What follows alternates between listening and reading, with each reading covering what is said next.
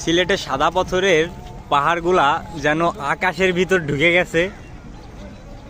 দেখেন, আসলে সব সৌন্দর্য ক্যামেরা বন্দি করা যায় না, তবুও ফালতু চেষ্টা চালাচ্ছি আমরা।